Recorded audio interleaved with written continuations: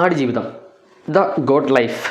ഈ ഒരു സിനിമ കാണാൻ പോകുന്നതിന് മുമ്പ് ഒരുപാട് പ്രതീക്ഷകളുണ്ട്. കാരണം ഈ ഒരു ടെക്സ്റ്റ് അല്ലെങ്കിൽ ആ ഒരു നോവൽ വായിച്ചിട്ട് പോകുന്ന ഓരോ വ്യൂവേഴ്സിനും അത്രയും എക്സ്പെക്റ്റേഷനോടുകൂടിയാണ് ഈ ഒരു സിനിമ കാണാൻ പോകുന്നത്. കാരണം ഇത്രയും വർഷത്തിൻ്റെ കാത്തിരിപ്പ്, ഇത്രയും ലോങ് ടൈം കൊണ്ടെടുത്ത് പൂർത്തീകരിച്ച ഒരു സിനിമ, ഇത്രയും എഫേർട്ട് ഇട്ട് പൃഥ്വിരാജിനെ പോലൊരു ആക്ടർ ഇത്രയും എഫേർട്ട് എടുത്തൊരു സിനിമ, ഒരു ഡയറക്ടർ 10-12 വർഷക്കാലം, 10-14 വർഷക്കാലം ഈ ഒരു സിനിമയ്ക്ക് വേണ്ടി ഇൻവെസ്റ്റ് ചെയ്തിട്ട് വരുന്നൊരു സിനിമ, അതായത് ഒരു പാൻ ഇന്ത്യൻ സിനിമ എന്നൊക്കെ കറക്റ്റായിട്ട് പറയാൻ പറ്റുന്നൊരു സിനിമയാണ് ഗോഡ് ലൈഫ് എന്ന് പറയുന്നത്.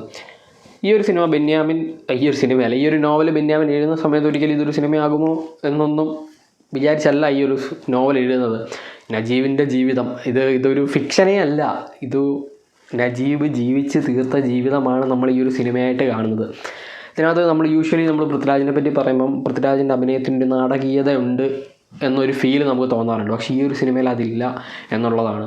കാരണം നജീബ് എന്താണ് ആ ഒരു മരുഭൂമിയിൽ അനുഭവിച്ചത് എന്ന് നമ്മൾ ആ ഒരു സിറ്റുവേഷനിൽ നിൽക്കുന്ന ആ ഒരു അത്ര ഇൻറ്റൻസിറ്റിയോടുകൂടിയാണ് പൃഥ്വിരാജ് ഈ ഒരു ക്യാരക്ടറിനെ ചെയ്തു വെച്ചിട്ടുള്ളത്. ഇതിലൊരു പർട്ടിക്കുലർ സീനുണ്ട്, അതായത് പൃഥ്വിരാജിൻ്റെ ട്രാൻസ്ഫോർമേഷനെ പറ്റിയിട്ട് എല്ലാവരും പറയുന്നുണ്ടായിരുന്നു. അപ്പം അത് കാണിക്കുന്ന ഒരൊറ്റ സീനേ ഉള്ളൂ, ഒരു പർട്ടിക്കുലർ സീനുണ്ട്, ഫുൾ നേക്കഡായിട്ടുള്ളൊരു സീൻ.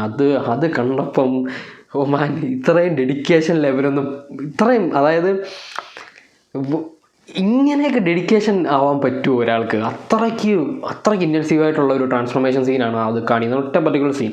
പിന്നെ ഇതിനകത്ത് ഓരോ ആക്ടേഴ്സും, അതായത് ഇപ്പം ഹക്കീമായിട്ട് അഭിനയിച്ചിരിക്കുന്ന ഗോകുലിൻ്റെ ഫസ്റ്റ് സിനിമയാണ്. പക്ഷേ ഫസ്റ്റ് സിനിമയാണെങ്കിലും തകർത്തിട്ടുണ്ട്. കാരണം നജീബിന് എന്താണോ ഈ ഒരു സിനിമയിലുള്ള ഇമ്പോർട്ടൻസ്, നായകനോടൊപ്പം നിൽക്കുന്നൊരു ക്യാരക്ടറാണ് ഹക്കീം എന്ന് പറയുന്നത്.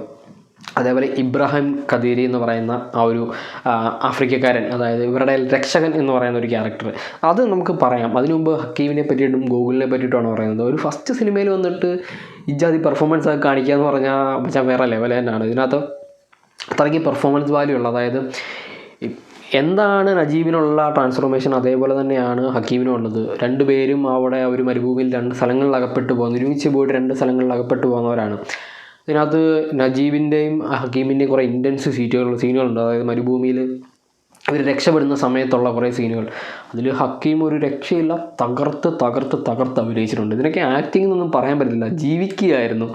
അതേപോലെ തന്നെ പൃഥ്വിരാജും നജീബ് എന്നുള്ള ക്യാരക്ടറിൽ പുള്ളി ജീവിക്കുകയായിരുന്നു എന്ന് തോന്നുന്നുണ്ട്. കാരണം പല ഇൻ്റർവ്യൂവിലും പലരും ചോദിക്കുന്ന സമയത്ത് പറയുന്നുണ്ട്, ഈ ഒരു പ്രോജക്റ്റിനിടയ്ക്ക് വേറെ പ്രോജക്റ്റുകൾ എടുക്കുന്ന സമയത്ത് നജീബിൽ നിന്ന് വേറൊരു ക്യാരക്ടറിലേക്ക് പോകുന്നത്, അതായത് നജീബ് ഉള്ളിൽ നിന്ന് വിട്ടുപോകുക എന്നുള്ളതൊരു വലിയ ടാസ്ക് ആയിരുന്നു എന്നുള്ളത്. അത്രയ്ക്ക് ഇൻറ്റൻസിറ്റി ഉള്ള ക്യാരക്ടറായിട്ട് തന്നെയാണ്, അല്ലെങ്കിൽ അത്ര ഇൻറ്റൻസിറ്റിയോടുകൂടി തന്നെയാണ് പൃഥ്വിരാജ് ഈ ഒരു സിനിമയിൽ അഭിനയിച്ചിരിക്കുന്നത്. അതേപോലെ തന്നെ ബ്ലിസ്റ്ററിൻ്റെ ഡയറക്ഷൻ ലെവല്, ജോർജിയയിലെ ആ ഒരു മണലാരണ്യത്തിൽ അല്ലെങ്കിൽ മരുഭൂമിയിൽ ഇത്രയും ബ്യൂട്ടിഫുള്ളായിട്ടുള്ള സീനറികളും ഫ്രെയിമുകളും നമുക്ക് മലയാളികൾക്ക് കാണിച്ചു തരാൻ പറ്റും എന്ന് തെളിയിച്ചൊരു ഡയറക്ടറാണ്. ഇപ്പം ഡ്യൂൺ പോലുള്ള സിനിമയിൽ മരുഭൂമിയിൽ വലിയ സംഭവങ്ങൾ കാണിക്കുന്നുണ്ടെങ്കിൽ ഇവിടെ നമ്മുടെ മോളിവുഡ് മലയാളത്തിലും കാണിക്കാൻ പറ്റും എന്ന് കാണിച്ചതാണ്.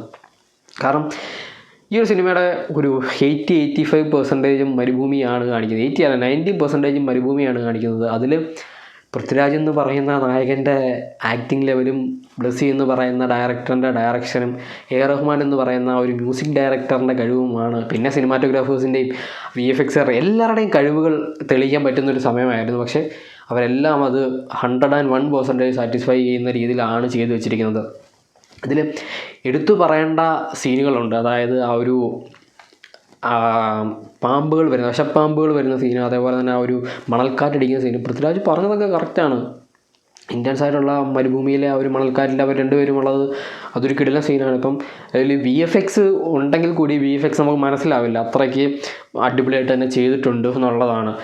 അതിനകത്തെ പൃഥ്വിരാജിൻ്റെ ഓരോ ഫ്രെയിമുകളിൽ വരുമ്പോഴുമുള്ള ആക്ടിങ്, ആദ്യപ്പോൾ നജീബായിട്ട് ഫസ്റ്റിലൊരു നജീബിനെ നമ്മൾ കാണുന്നുണ്ട്, അതായത് നാട്ടിൽ നിൽക്കുമ്പോഴൊരു നജീബ്, അതിന് കഴിഞ്ഞിട്ട് അവിടെ ചെന്ന് കഴിഞ്ഞിട്ട് സൗദിയിൽ നിന്ന് ഈ ഒരു അർബാബിൻ്റെ അടുത്ത് ചെന്ന് കഴിഞ്ഞിട്ട് തുടക്കകാലത്തെ ഒരു നജീബ്, അതിനുശേഷം ഓരോ ടൈം ലൈൻ കഴിയുമ്പോഴും മാറ്റങ്ങൾ വരുന്നത് എന്തൊക്കെയാണ്, നജീബിലുണ്ടായ മാറ്റങ്ങൾ എന്തൊക്കെയാണെന്നുള്ളത് അത്രയ്ക്ക് ഇൻറ്റൻസായിട്ട് നമുക്ക് കാണിച്ചു തരാമെന്ന് പറയുന്നത് ഒരു ഭയങ്കര ഭയങ്കര ഭയങ്കര ടാസ്ക്കായിട്ടുള്ള കാര്യമാണ്. അത് അടിപൊളിയായിട്ട് തന്നെ ചെയ്തിട്ടുണ്ട്. ഈ ഒരു സിനിമയ്ക്ക് ബെസ്റ്റ് ആക്ടറിനുള്ള അവാർഡ്, നാഷണൽ അവാർഡ് പൃഥ്വിരാജിന് കിട്ടിയില്ലെങ്കിൽ പിന്നെ ആർക്ക് കൊടുക്കാനാണ്? ഇതിലും വലുത് ഇനി എനിക്ക് തോന്നുന്നില്ല ഇന്ത്യൻ സിനിമയിൽ നിന്നും ഇത്രയും പെർഫോം ചെയ്യാൻ പറ്റുന്ന സിനിമകൾ ഇറങ്ങും എന്നുള്ളത്. അത്രയ്ക്ക് അടിപൊളിയായിട്ട് തന്നെ ചെയ്തു വെച്ചിട്ടുണ്ട്. ഇത് കണ്ടിട്ട് ഇനി ആരെങ്കിലും കുറ്റം പറയുകയാണെന്നുണ്ടെങ്കിൽ അവർ എപ്പിക് സിനിമകളൊന്നും കണ്ടിട്ടില്ല എന്നേ ഞാൻ പറയുള്ളൂ. കാരണം ഇത്രയും ഫേമസ് ആയ, ഇത്രയും അടിപൊളിയായിട്ടുള്ളൊരു നോവലിനെ അത്രയും അതിൻ്റെ കോർ സെൻസുകൾ ഒന്നും കട്ട് ചെയ്ത് കളയാതെ എന്നാൽ ഒരു 3 മണിക്കൂറിൽ എന്ത് ചെയ്യാൻ പറ്റും എന്ന് നോക്കി ബ്ലെസ്സി എന്ന് പറയുന്ന ഡയറക്ടറിൻ്റെ ഇമാജിനറിയിൽ അല്ലെങ്കിൽ വ്യൂ പോയിൻറ്റിൽ നിന്നുകൊണ്ട് എന്ത് പ്രേക്ഷകരെ കാണിക്കണം, പ്രേക്ഷകർക്ക് എങ്ങനെ സാറ്റിസ്ഫൈ ചെയ്യാം എന്നുള്ള രീതിയിൽ ചെയ്ത് ആ ഒരു വലിയ 43 അധ്യായമുള്ളൊരു നോവലിനെ ഒരു 3 മണിക്കൂറുള്ള സിനിമയാക്കി മാറ്റിയ ബ്ലെസ്സി ചേട്ടൻ തന്നെയാണ് ഹീറോ.